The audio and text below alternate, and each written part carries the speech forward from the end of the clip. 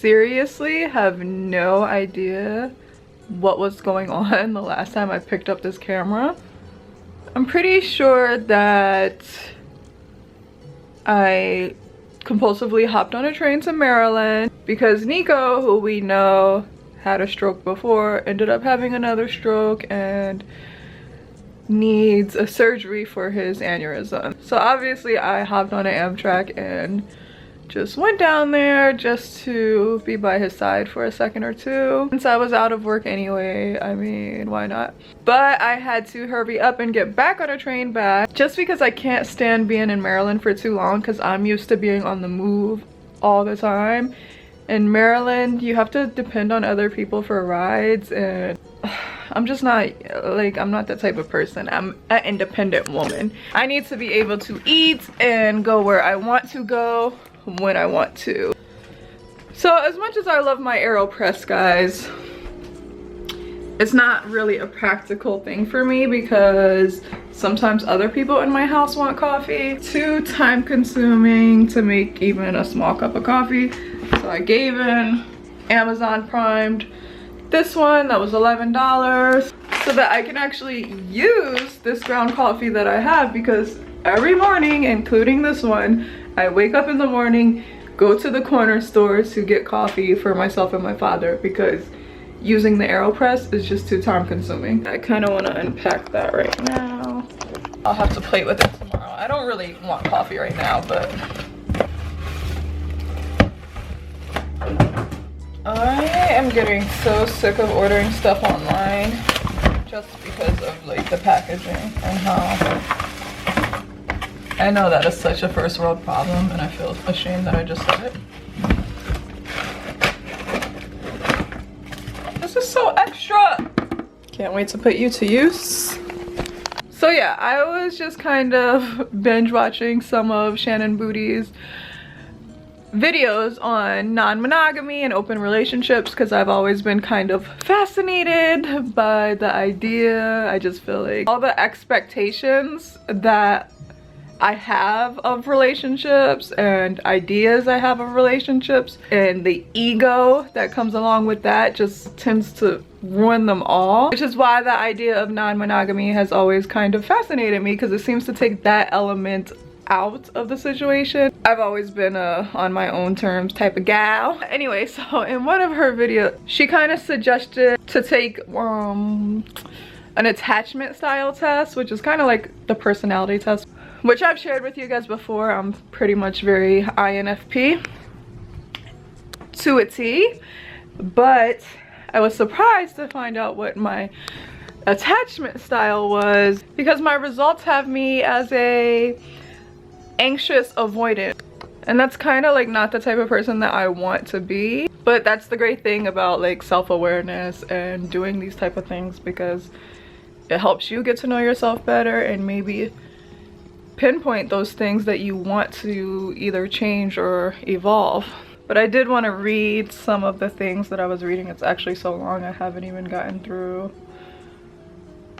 I haven't gotten very far. So there are 4 main styles of attachment, and it all develops in your infancy based off how your parents love you, which makes sense. But I would have pegged myself as a fearful avoidant. I'm gonna read some of the things that stood out to me when I was on this understanding anxious attachment. So obviously it starts off with childhood and infancy, because that's where these attachment styles develop in the first place. So it says, parents of children with an avoidant anxious attachment tend to be emotionally unavailable or unresponsive to them a great deal of the time. These parents also encourage premature independence in their children. That kind of makes sense. I mean, obviously, being the child of addicts, you're kind of left to fend for yourself and figure it out on your own very early on, like super early on. And in response, the avoidant anxiously attached child learns early in life to suppress the natural desire to seek out a parent for comfort when frightened, distressed, or in pain. They learn to rely heavily on self-soothing, self-nurturing behaviors in trying to cope with the pain of being rejected.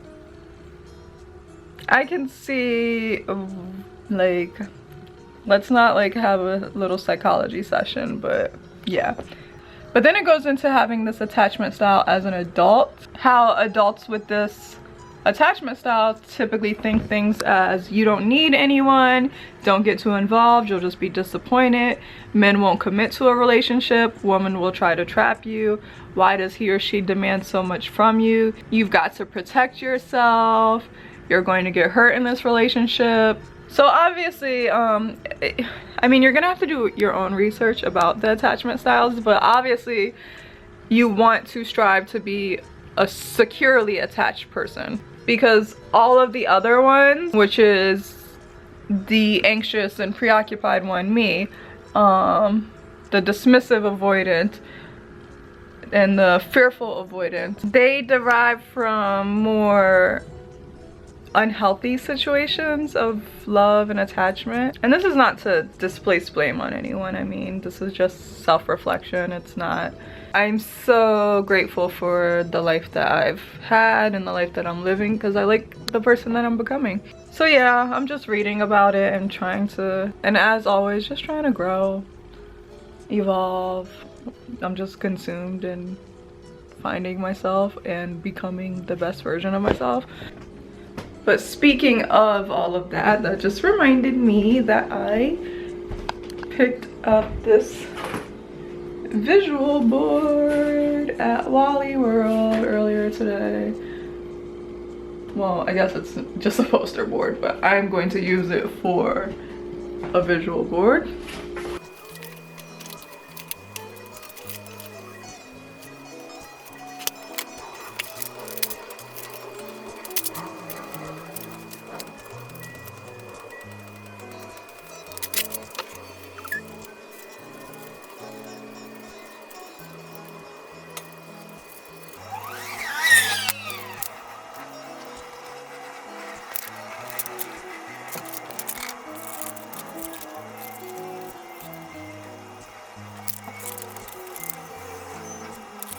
I only cut out a few items thus far,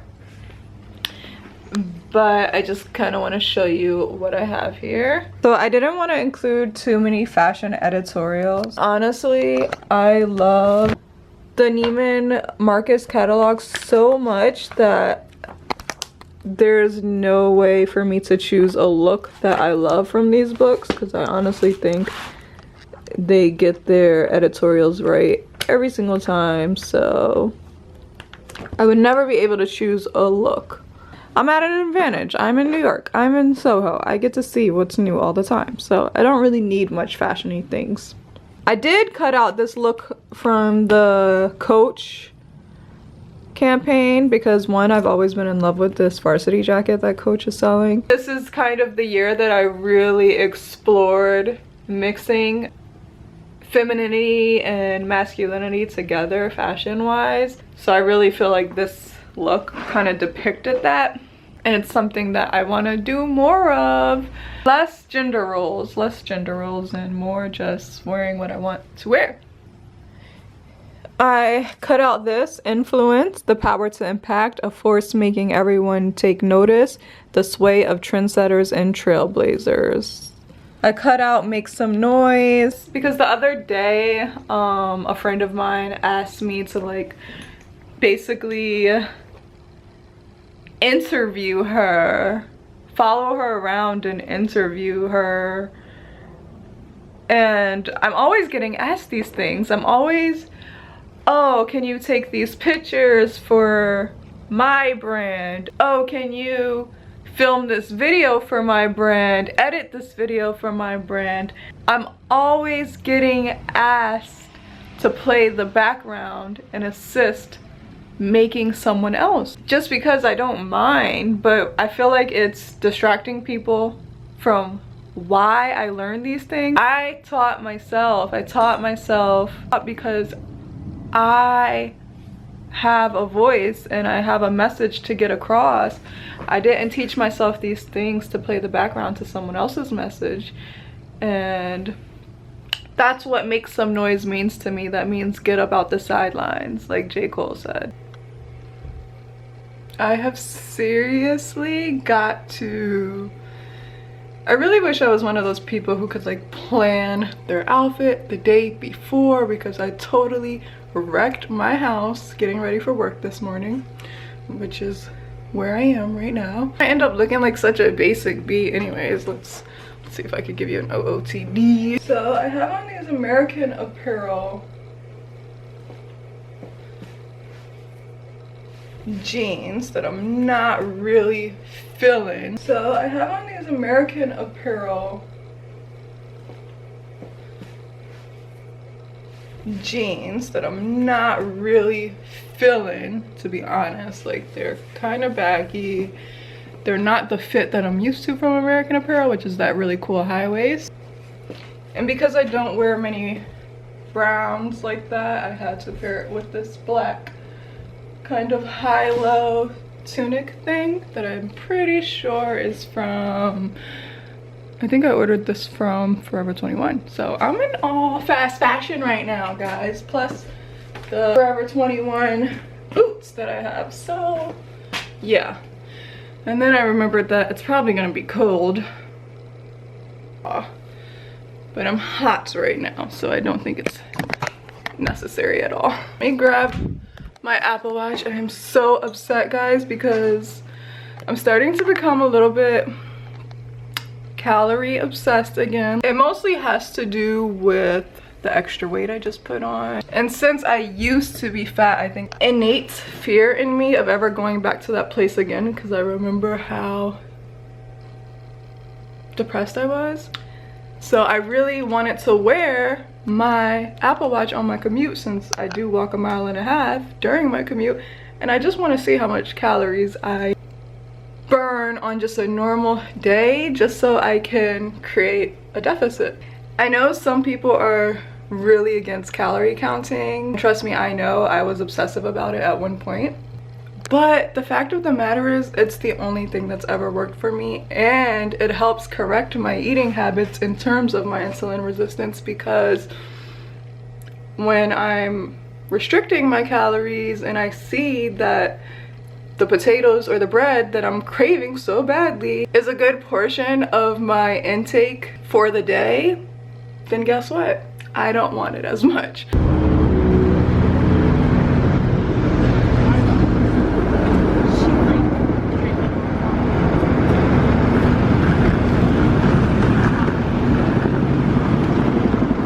I'm having lunch on the second tier of Sunrise Mart.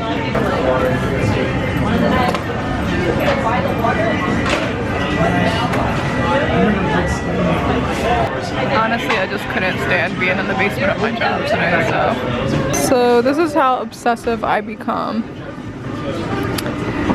This is my activity since I've put the watch on, which I've only put the watch on for like 2 hours.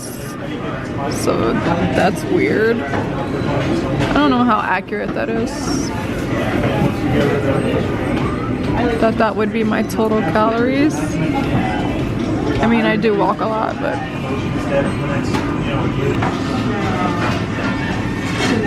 and then I use my Fitness Pal to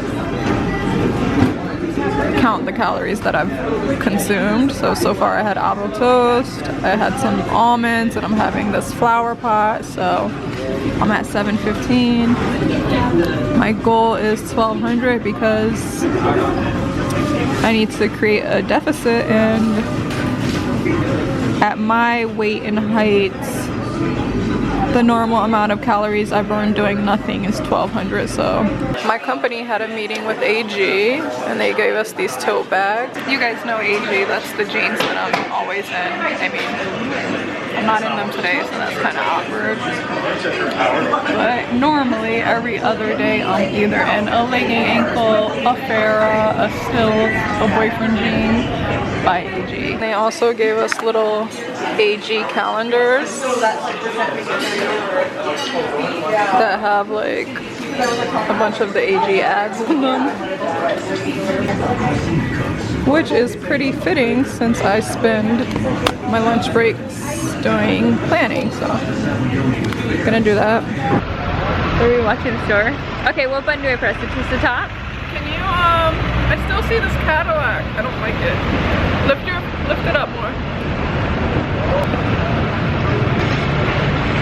Okay, updates. That, like 20 times today, this watch has told me to stand up, and I don't know if you guys know, but I actually am on my feet for like 8 hours. So now I'm questioning the legitimacy of this Apple Watch, which sucks because I thought I finally had one that was accurate in comparison to my Polar and the Fitbit. I'm going out, well, I'm trying to find some place to drink with someone who's standing right next to me, but they won't be on camera. So here's an update.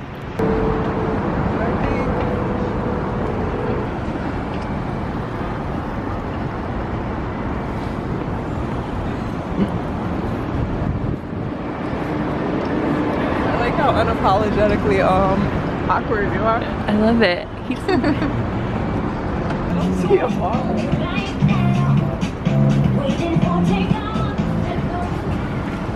oh Like shit. some real rich people. Oh shoot. Look how rich they look in there. Wait, I gotta get some good B-roll. Look at this place we can't be. Maybe this place Sanctuary Tea might be cheap because it's always on Love and Hip Hop.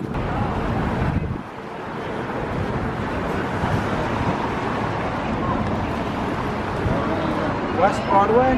I don't trust a bar that doesn't have french fries. Does this place have french fries? You can find out together. I ever went here with Julia, you know she's a white person, so they're into like these white people type things. Or this place has Mexican food. I like Mexican. Wait, what does it say? 8 o'clock. If we would have just got out on time. Sorry. Oh wait, I probably can't go in with my Coke or with my. Check you out vlogging.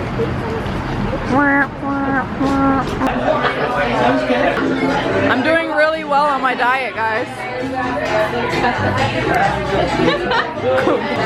Cheers.